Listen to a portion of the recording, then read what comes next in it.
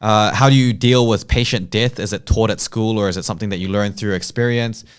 Short answer would be for Sanjeev. What would you say?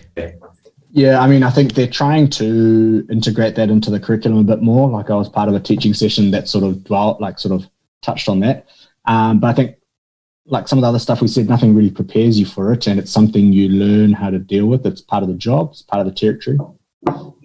So you can teach it all you want, but I think you won't learn how to deal with it until you encounter it.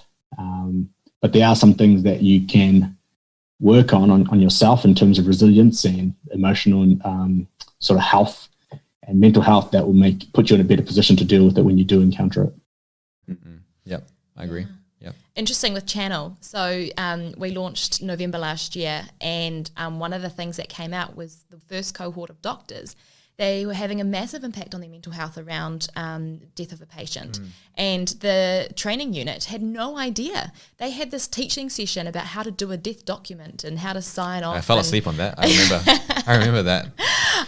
And they totally ignored the psychological effect and how to boring. Communicate with patients. That was just all about how to actually write the cause of death. Yeah. And so they've changed that now. So that's one of the good things that have come out of a Chnnl.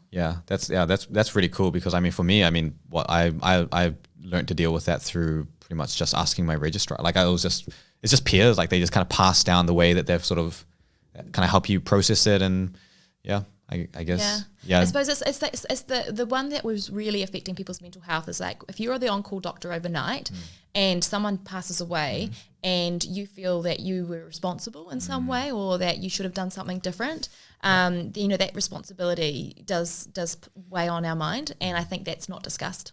Yeah. That's definitely not discussed because I've never had that conversation. And that is tough.